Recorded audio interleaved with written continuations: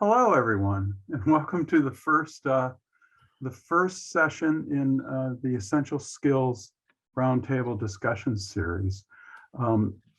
Since this is the first session, it will probably be we'll probably be learning things ourselves about how to do this and move through. So we appreciate your patience.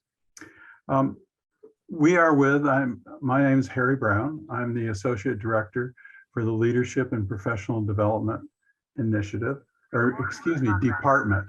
It is the Roger C. Stewart Leadership and Professional Development Department. And joining me tonight is Eileen Fay, who is our graduate student, and Roger Stewart, who is tonight's guest speaker, and also three individuals who will be students who will be acting as facilitators. I'll let them introduce themselves so I don't mispronounce their names. So do you want to start, Parsia?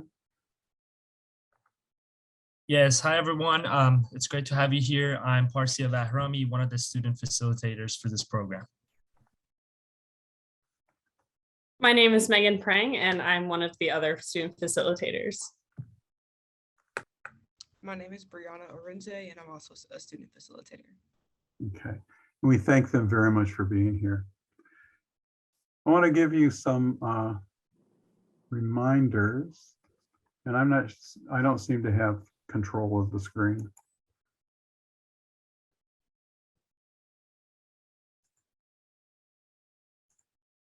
Oh, okay. So the reminders for tonight, please turn on your cameras so that we can see who you are and we can all see each other. Ask questions. This is your chance to ask questions. There are no questions that are silly or unnecessary. If you have a question, if you don't understand something, please ask those questions and let us be able to answer those. We seem to jump up to another slide. Technology is wonderful as we try to do this. Can you do something, Eileen? I can't move this slide. Okay. Again, ask questions, ask for clarifications. You can submit your questions in the chat, and if we don't get to them, we can answer them later. I promise that we will look at all of them and send out information to all of you. Try to answer those questions that we don't get to answer in person tonight. Please participate in the breakout sessions and into the discussions. Your participation is very important, and I think you're going to learn more if you are an active participant. Throughout the session, listen to understand, and we will remind you we will be sending you a PDF of the PowerPoint, and we welcome your follow-up questions. If you want to email me after the session with questions that didn't get answered or things that you go, I wonder about that, I didn't quite understand it, and you want to ask later, please ask me, send emails. We go to the next slide.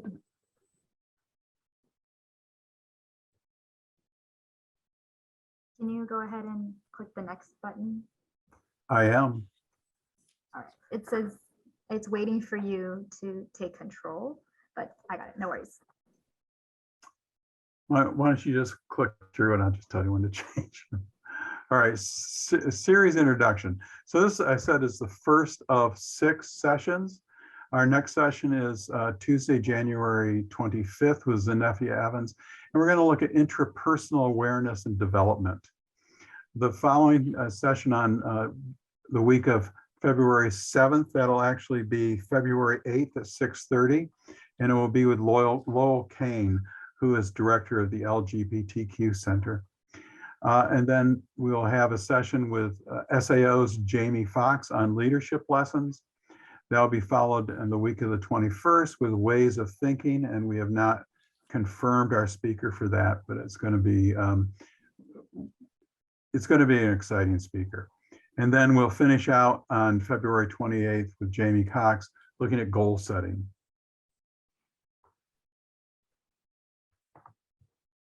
Okay, next slide, please.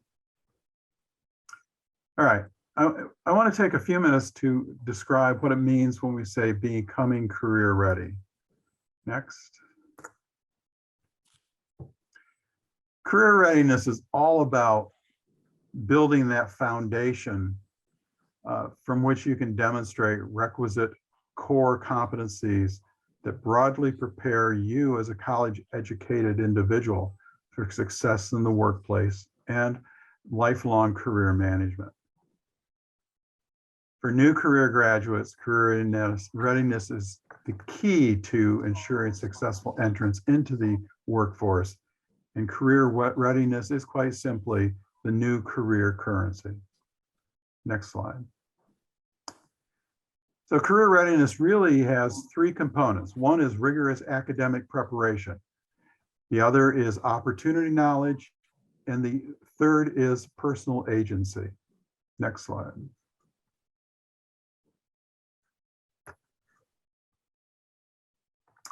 So rigorous academic preparation, you're getting that at Purdue University. Your education at Purdue University, and no matter what field you're in, is a respected degree. They know, employers understand what the curriculum is and what you've had to do to be successful here.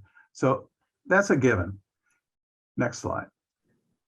Opportunity knowledge is understanding what skills and knowledge you can acquire and practice and develop and demonstrate outside of the classroom. These are things you're already doing. These are the organizations that you're participating in. These are the research projects you're participating in. These are interactions with your friends that you are building and practicing all of the competencies that we're going to be talking about throughout this series. Understanding that you're doing that and being able to link that experience, that development to your classroom experience and to the concept of career readiness is really what you need to start being able to do and what we're here to help you do. Next slide. Personal agency is taking responsibility for your own preparation. It's believing in and activating your own potential. It's seeking out experiences that will allow you to practice, develop, and demonstrate your skills and abilities. And developing that linkage between career preparation and your curricular and co-curricular experiences. Nothing you do at Purdue University as a student, inside or outside the classroom, is insignificant. Every experience allows you to practice one of the competencies, one of the skills, one of the abilities that employers are looking for. Okay, next slide, please. So these are the essential career skills.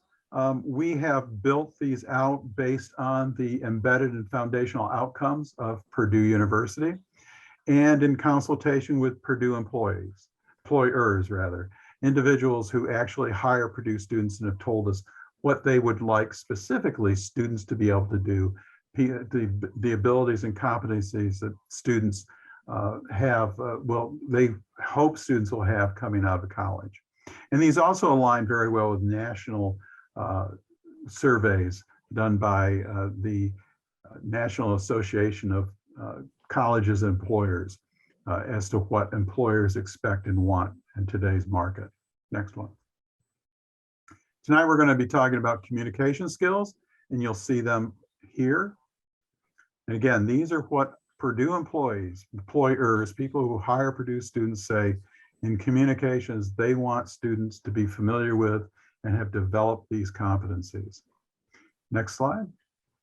Next week, or on the next session, will be on interpersonal awareness and development, and you can see those there. Top among those is self-understanding. And also personal responsibility and resiliency. Next slide. Interpersonal skills and intercultural knowledge as are listed here. And again, these are ones that employers say are really important to them, and they would like you to be able to demonstrate when you interview. Next slide. And then ways of thinking. And this is really how you accumulate, collect, and process information. And this is you're learning a lot of the skills in your classes, and you can transfer these outside to other areas of your life. Next slide. Okay, and I'm going to turn this over to Eileen, and she's going to talk about the essential communication skills and abilities. Thank you, Harry. So I will start with giving a brief overview about each of the competencies in the communication quadrant, which we'll be talking about today. So to start with, listen and observe. Listening is to actively listen to what is being said and being able to digest the entire message. Observing is to be able to look for and attentively observe nonverbal cues such as body language, tone, eye contact, etc. And that provides additional meaning to the message that you are receiving. So combining these two will minimize miscommunication and show that you are participating in the conversation. For nonverbal communication, how do you intentionally use body language, gestures, visual aids, eye contact, and other nonverbal communication tactics to support the message you are trying to get out there? So are you aware of how you use your body language? Do you realize how these cues can affect how others understand you? Remember that you communicate nonverbally on a daily basis. So you're communicating nonverbally right now if you have your camera on. So summarize and distill information. What does this mean? Summarizing is something I'm sure many of us have done since grade school. Summarize this paragraph. What are the main ideas? So how do these activities and skills translate to the adult world of jobs and interviews, right? So being able to convey how you capture information from a piece of text or from a verbal message proves your attentive behavior to fully understand what is being presented to you. That's just in short. So verbal and sign communication. This is something I believe most people are most familiar with. You communicate verbally or through sign every day, unless you spend an entire day at home by yourself. But even still, you may FaceTime someone or call your parents. You may talk to a roommate. And so you are communicating verbally. In casual conversations, you may rant or blab on about something, and that's completely fine. But when it comes to a professional setting, you must be able to distinguish what your conversational speaking style is and what your professional speaking style is. This will include how to be intentional with your communication by, as they say, thinking before you speak, and by speaking in a clear and concise manner. And finally, for written communication, without even realizing, you use written communication more than you think. This can be as formal as an email request for recommendation from a professor, or as simple as sending that good morning text to your friends. Even a quick LOL text is written communication in a very casual setting. So you want to be able to strengthen your communication skills and make sure you are able to share information in a clear, concise, professional, and persuasive manner. So you will use written communication in almost every class you take and almost every job you will have. So it is impossible to not communicate through written formats, especially with social media nowadays.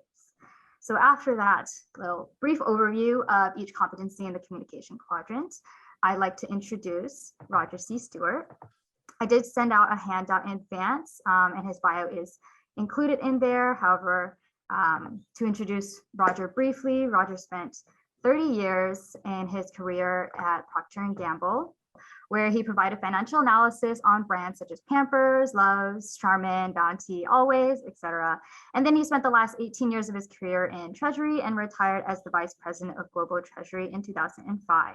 Upon retirement in P&G, he returned to Purdue, where he taught international finance and capital markets in the MBA program.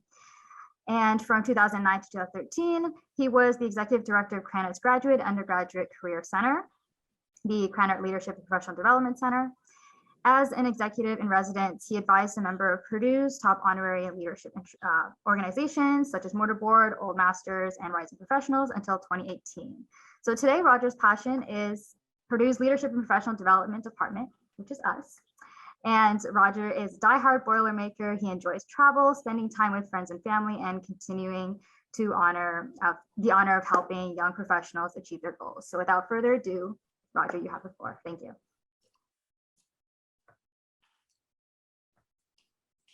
All right, I can't move the screen. Do you want me to just tell you? One moment.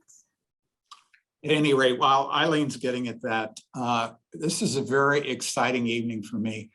Harry Brown and I, among a few others, have been working on rolling out and getting the leadership professional development program together for probably 7 or 8 years now. And this is going to be the largest crowd and opportunity that we've had to talk to students about the program. So at any rate, it's a big night for me, and I hope that it's rewarding for all of you on the phone call. I want to remind just a little bit about my background, because I'm going to give you a number of examples throughout the course of my presentation. And I want to make certain you kind of understand where all of that's coming from. As Eileen said, I worked for Proctor Gamble for 30 years.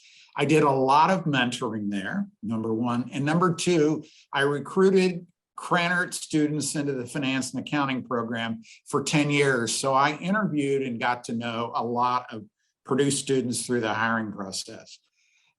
When I was at Krannert, I led the career services organization. So I gained a whole lot of information about how recruiters think about Purdue students and helping to work with Purdue students on how they can land a job. And then finally, I spent a lot of my time on career coaching with students on campus and young alumni that I've met over my last 10 or 15 years here.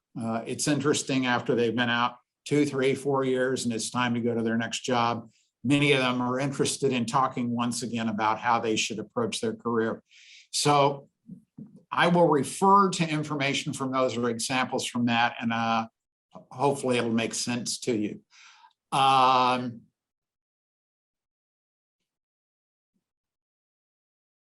Oops. Eileen has already mentioned these broadly, and unfortunately, I didn't hook up with her as well as I might. So I'm going to be working in a little bit different order than she did, but all 5 are the same. And the one thing I want to point out here in these 5 broad areas is that there is so much interrelationship among the 5 areas. You will only be a good verbal communicator and written communicator if you can summarize and distill information. If you're working with folks verbally in a conversation, it will be far better if you understand nonverbal communication, and if you are sending signals to the person you're talking with that you're interested and you're on board with what they're doing. So I may mention several of these interacting as we go through the process. One other point from a broad perspective. Every so often, NACE, which is the National Association of Colleges and Employers, do surveys on what the employers think about recent college graduates. And to highlight the importance of sprucing up your communication skills before you graduate, if they surveyed students, recent or young alumni, they would say 79% of them are proficient in communication skills. The employers would say 42%. 79% getting out think they're okay, and only 42% of employers feel like the communication skills of students are good enough. It's important, and I think you're going to see this in all of the 4 broad areas and 4 conversations we have about the Leadership and Professional Development Initiative. All right, so let's go first to verbal skills. Verbal, most typically, is going to create the first impression when you meet someone. That's whether you meet someone on campus for the first time, whether it's you meet people in your group assignment, whether you meet people in an interview, or whether you're networking at an event on campus. So keep in mind that number 1, as you meet people or get involved with them the first time, that is going to create the first impression. And once again, where this will interact is then, and I'll talk to it more here in a few minutes, is the importance of your body language, how you're coming across to others, and also you're reading their body language so that you can have a good conversation. Now, said another way, the number one point anytime you're talking is to be professional. Now, you don't need to do that with your roommates or friends if you're talking or enjoying a Friday evening or Saturday evening together. But relative to all of your communications, professionalism is really important. Another guy and I who did a lot of career coaching when we were at Cranner always made this comment. I would always say, every day is you are always on stage. You are always on stage. And his comment was, every day is an interview. And in my 30 years at Proctor Gamble, I always said, the minute you walk in the door, you're on stage until the minute you walk out.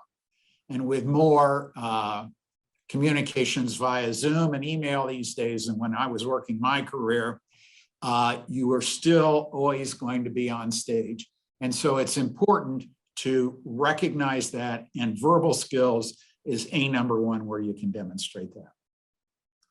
Now, when you're talking, there are three broad areas or things I believe that you ought to think about that is coming across in your discussion.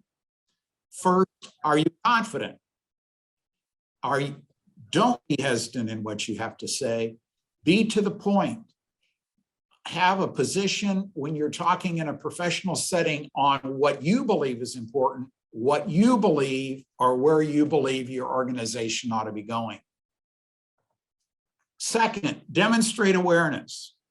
Keep on top of where the conversation is going. Don't get yourself in a situation where you are mentioning something that has already been mentioned before, doesn't tie with what has been going on historically in the or previously in the conversation. And another point on this too, relative to awareness, is keep aware, particularly in the interviewing or networking session setting off campus, to know what's going on in the world. I always suggest to all students, and I have worked this with the old master students and rising professional students, I would suggest that you read the left-hand column of the Wall Street Journal and the top 10 points out of the New York Times every day. And that will show up in your verbal conversation and as you're working with people.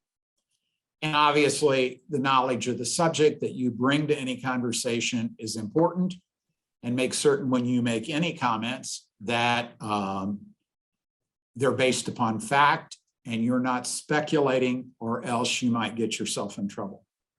One of the things I always suggest to students when they're networking is be awfully careful when you bring up a subject and want to indicate like you're knowing what's going on. If somebody asks a question and you're not going to be able to answer it, you'll be very embarrassed. So make certain you're very knowledgeable about any commentary on what you're discussing. Okay?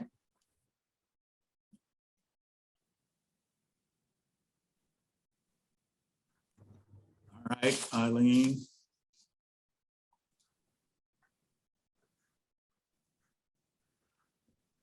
In your written communication, probably more in this form of communication, more importantly than anything else, this is where you can demonstrate professionalism. What I mean by that is the quality, even more importantly than the quality or of information you provide, but typos aren't a good thing, misspelled words aren't a good thing. The format of what you are doing is very important. Now, if you're exchanging emails with friends, roommates, or other people on a group, that may be less important. But if you are working with a faculty member, if you're working with a hiring firm, if you're working with as an intern in a company, this is the most important area to make certain you're professional. Now, one thing, a couple of things I would say, and I always tell this to students when they are putting together cover letters to their resumes and sending them out to the firms, is readers are lazy. So be concise. And here's what I always say, make your paragraphs just 2, 3, or 4 sentences. If you're writing to a friend about your vacation or something that went on, or a good time you had, or an experience you've had, a half a page paragraph is okay because they're going to be interested in you. If you are writing a proposal to someone in business or asking someone for a job, they're lazy. If they see a paragraph that covers half a page, it makes them tired and they are not going to read it. So my suggestion is write, like I said before, only 2, 3, or 4 sentence paragraphs, and then reread your memo. And if the reader is very lazy, make certain that you've brought across everything you want to know if they only read the first paragraph of each, first sentence of each paragraph. So for example, I've had excellent leadership, let's say I've had excellent leadership experiences in Purdue student government and my sorority house while I've been at Purdue. Then if you go on to say, well, I was vice president of the student body, I was president of the sorority and all of that, that's really nice building on the point. But the key thing is if the reader gets lazy and doesn't finish the paragraph, you made sure they are aware of the point you want to make. Tell them what you're going to tell them and then tell them. Just building on that, are you organized?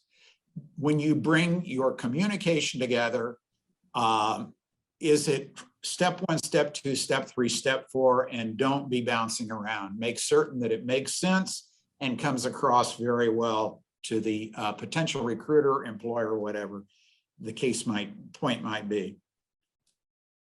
Putting all of this together. The top thing is make certain that all of your written points are persuasive.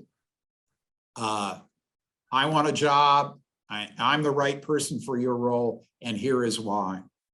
I believe we should add a new club on campus, and here are the reasons why. I want to make this change in how things are going in the business, and here are the reasons why. So step back and think, if I'm doing something written with you, is it persuasive and does it make the sale? Nonverbal communications.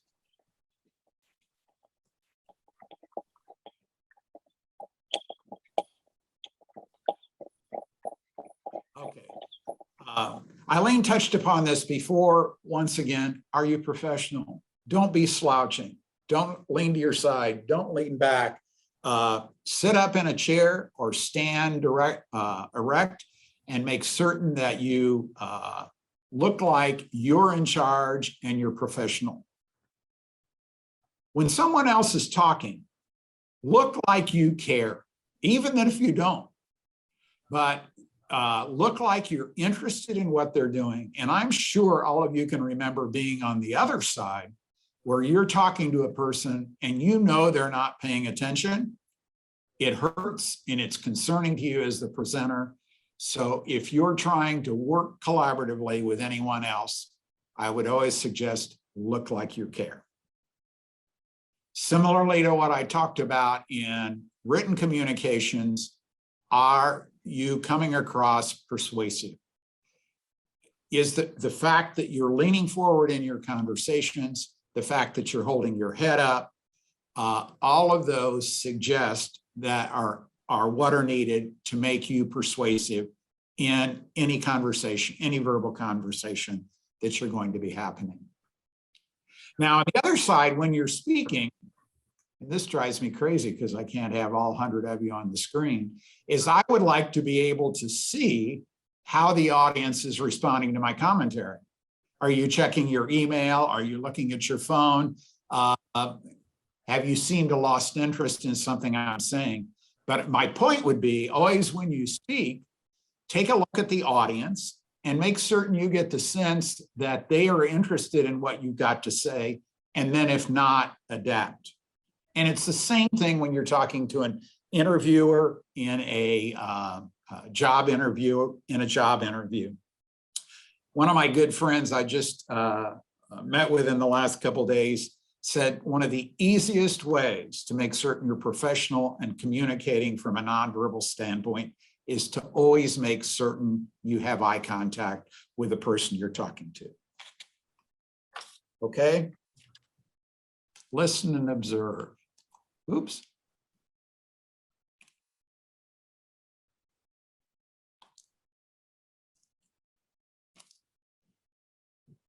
When you're talking to anyone one-on-one, or you are getting questions from an audience if you're speaking, I always put it this way.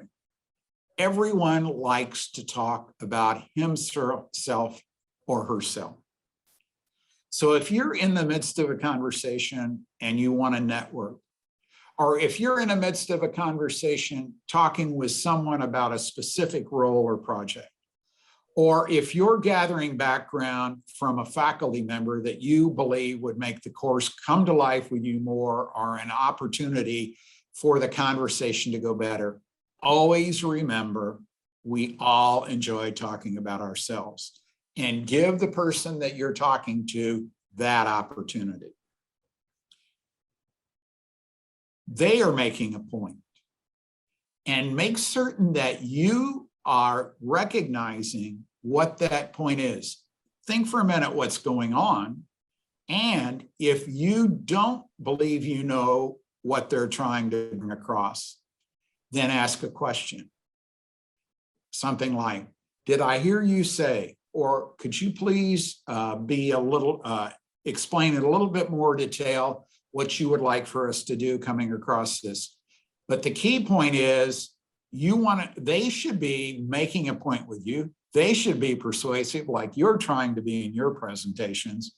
And they obviously are making a point. If you're not getting it, the conversation will not be going well in the future. So don't hesitate to ask a question. Now, I talked a little bit about your responsibility, but also let's talk about it a little bit more.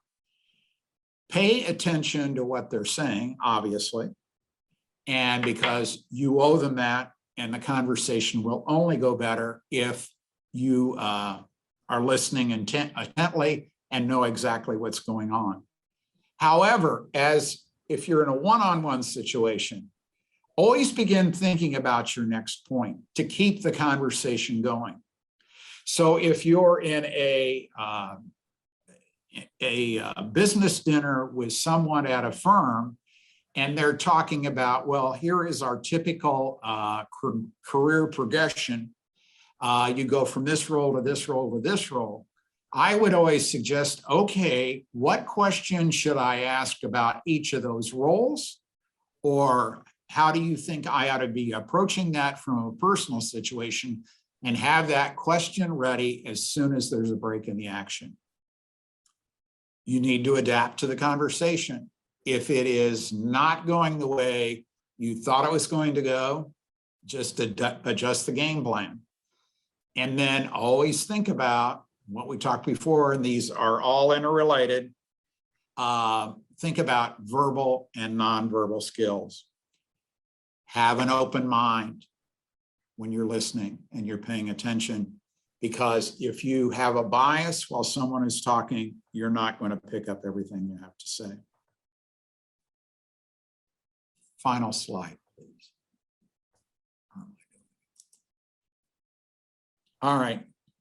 Now, here's what I used to say when I was talking with young development people in the business situation.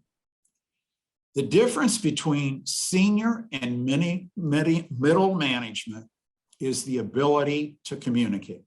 And let me say that again. The difference between making senior management and middle management is the ability to communicate, okay? Now, my background is in finance. If you tell a senior general manager, you know, this project looks really good, it has a good net present value, as a positive return, the numbers look really good, you're only 5 or 10% of the way there when you make that conversation. You are much bigger help to the firm if you say, here are the areas where we can increase the return. Here's where we ought to be focusing our effort. Shipping more cases is more important than making more cases per line per day.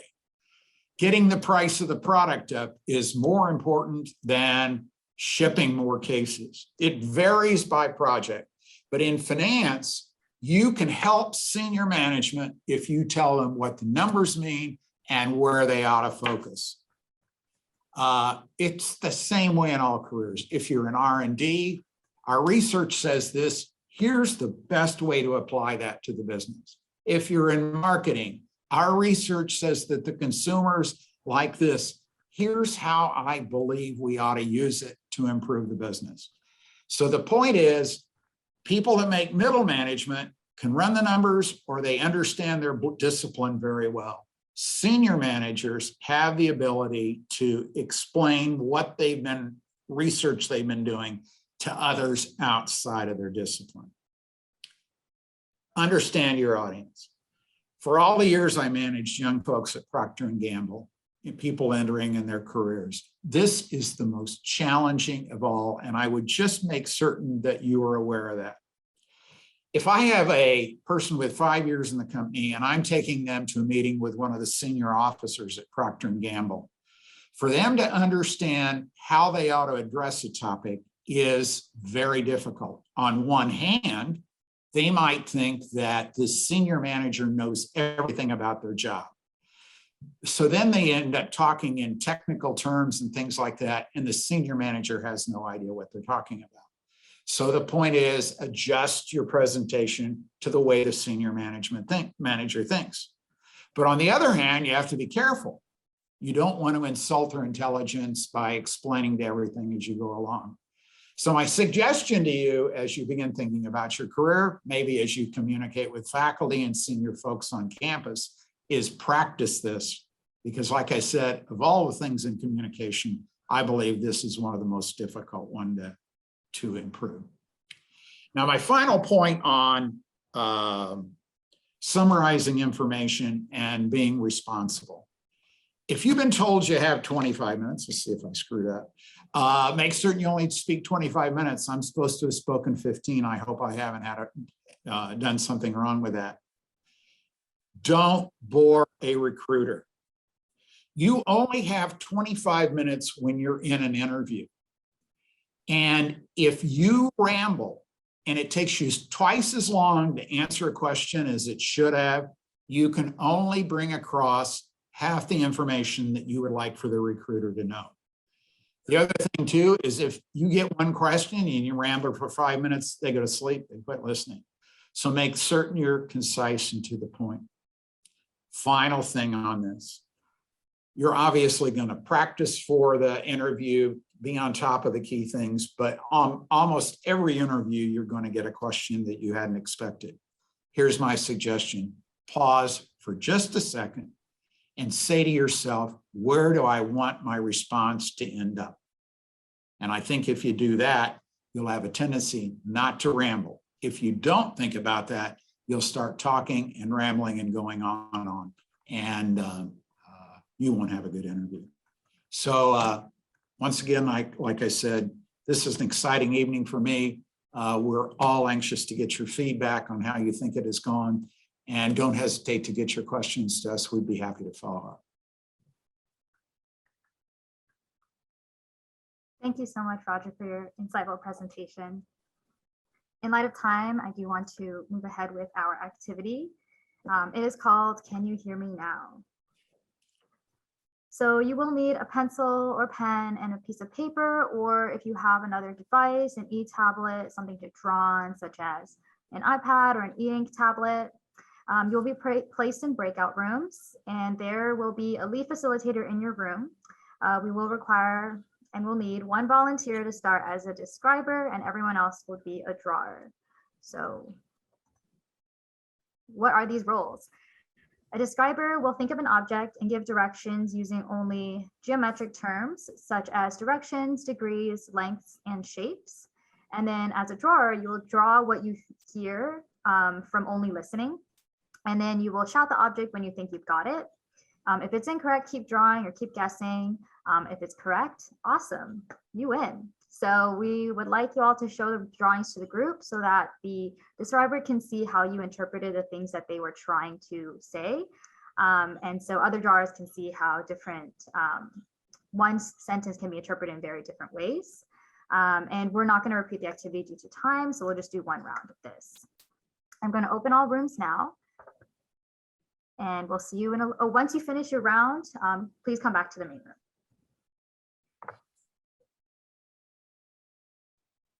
And we are all back. All right.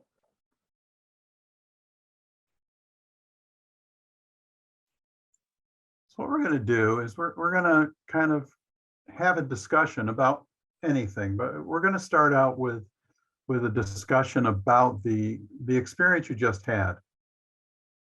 I know observing in my breakout room that I was part of is that really what you were practicing is both summarizing, distilling information. You were practicing listening. You were practicing observing, especially in our room because the person who was doing it was very active with their hands. What was your experience? What was the biggest challenge in your room and of this exercise?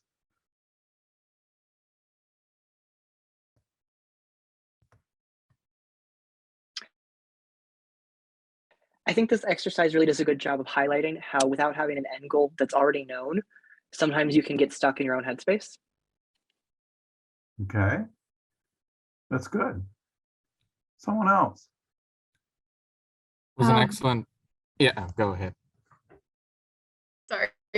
I would say it was interesting seeing the added challenges to ours. So it showed that you may not have the same set of instructions each time that may cause new difficulties than were once perceived. Mm-hmm. For if you were describe, okay, I'm sorry, I'm going to butcher your name. Your last name's Raman. Yeah, that's correct. Oh, yeah. Yeah, I thought it was an excellent test of visualization because, and the way abstract concepts are presented differently by different, I would say, I forgot the roles, but it was drawers and the describers. Yeah, so different describers. We had a few different describers going around in our focus group, and yeah, the way different abstract concepts are presented by different describers was a good challenge, and I think it was a good test of if we could visualize these different concepts and ideas. So if you were a describer, what was the biggest challenge?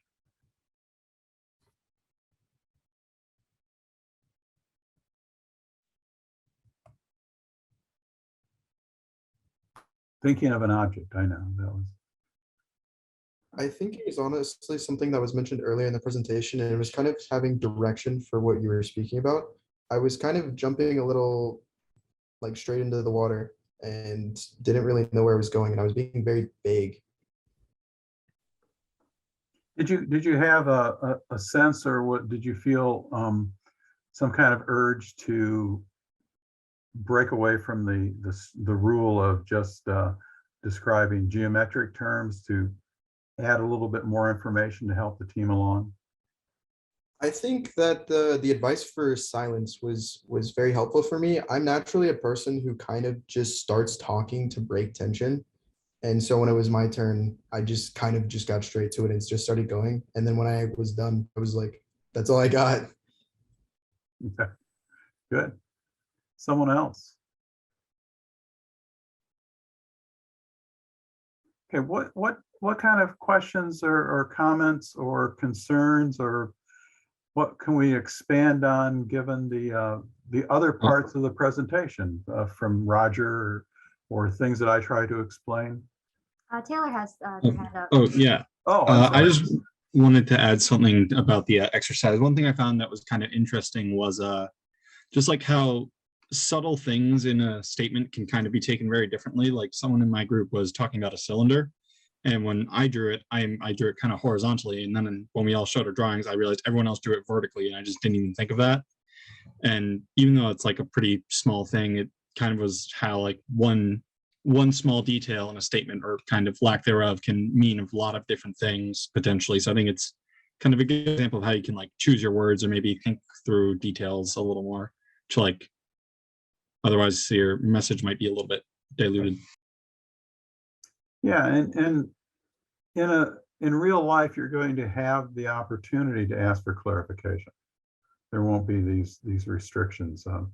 In our group, we opened it up to yes or no questions that people could ask the describer, and that was kind of fun. Because that showed an interaction and asking for that kind of clarification in a very restricted way. But I thought that was fun. I enjoyed that. Anyone else? Okay, what other questions or concerns or things that we can talk to you about the whole presentation? What out of Roger's presentation did you find did you go, aha, yeah, that's something I didn't think of. That's a good piece of information.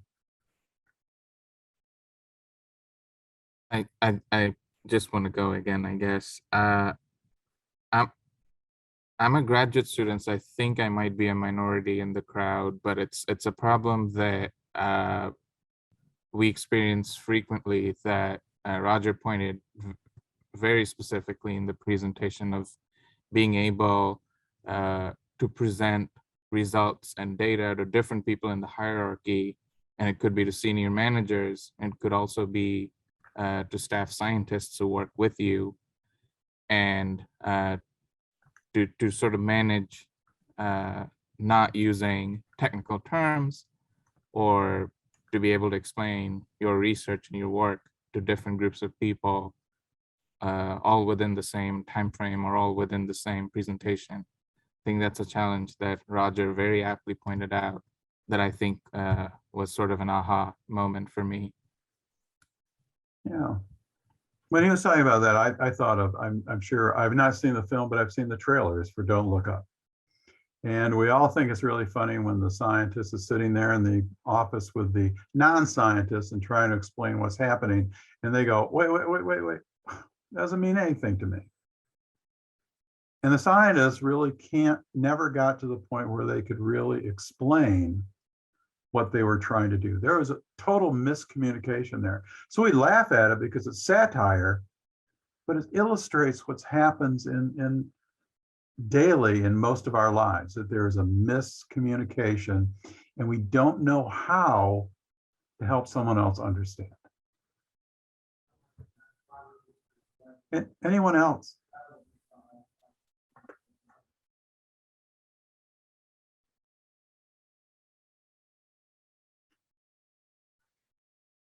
So I think Roger's trying to say something. I'm scrolling through, I'm going back to the other pages, people I'd not seen. And let's see. Sorry, There's Roger was Roger. speaking. Give us a moment. Okay. Back here on the example, about, being in graduate school and describing to folks, I would force myself to think about, what if you were describing what you're getting your master's or PhD in to your family? Then what if you were in Mitch's office and you were trying to convince him to put more money towards research in your area? Then what would you say if you're describing your project to the faculty member? Or what would you do to convince other people in your group where you want to go? That, I believe, would be a very worthwhile exercise to get at what we're talking about here. Roger, you really hit the nail on the head there. Like, we just are back from the holidays, of course. So this was entirely what Christmas dinner conversations were all about, of course. Like, what are you doing at school? And so just going through that exercise was extremely difficult for me personally. So yeah, that definitely is, what I should practice more for sure. Good. Anyone else experience that over the holidays, trying to explain what you are doing? Yeah.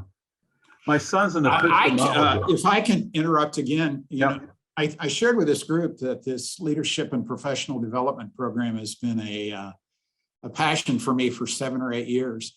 And one of the things I've been working with the LPD staff on here recently is I had, even over that entire time, I had a difficult time coming up with my own elevator speech on this program. And so it's taken a long time, but I think with the group, we've narrowed it down that we're talking about in the 4 broad areas here: collaboration, communication, thinking, and getting stuff done. And it took me 6 or 7 years to get to that. And so it's not easy, but it's something to begin wrapping your mind around. Okay. So Eileen is our timekeeper. Are we at the end of discussion time? Yes.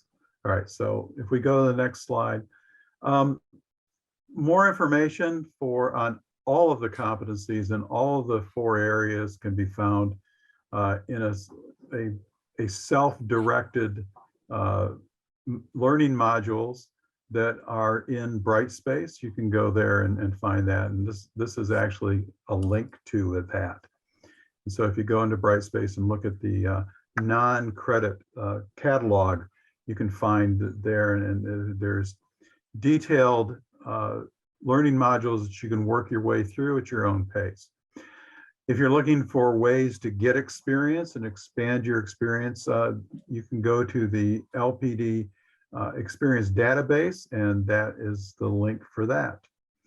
And we're always happy and would be excited to do one-to-one consultations with you, either LPD staff or SAO staff. Just get in contact with us, and we can talk to you about the initiative and the competencies, and we can help you plan out a map your development. So please take advantage of all of those things. Next slide. And we would like to say congratulations. By attending this event, you're one step closer to earning the certificate of completion for the series. That being said, we will need you to report your attendance. So Jamie will drop a link in the chat right now. Please sign in through that link. If you attend 4 of the 6 events in the series, you will earn a certificate from the Roger C. Stewart Leadership and Professional Development Department and Student Activities and Organizations. So while you all are filling that out, we just want to let you know of our next event. It's going to be next Tuesday at the same time, 6:30, virtual on Zoom. Our guest speaker will be Zenefia Evans, who is the Associate Dean of Students for Education and Advocacy. So RSVP on Boylink, just like you have this past event. And we want to thank you. If you have any questions or want to know more, you can contact Harry Brown with his email on the screen. For latest updates and announcements, please follow Purdue SAO with 6 O's on Instagram, or LPD_Purdue on Instagram, or LPD_Purdue on Twitter, or like and follow Leadership and Professional Development Purdue on Facebook. So we will be posting latest updates and announcements for upcoming events, especially for the ones that are TBD. They will be determined very soon. So thank you all so much for coming tonight. If you have any questions, drop it in the chat. We are compiling the list of questions you all have, and we will ask Roger for his responses and advice. And all the answers for the questions will be sent out in a post-event email, along with the link to the recording of this session. So thank you. Thank you, everyone. Thank you so much. Thank you very much.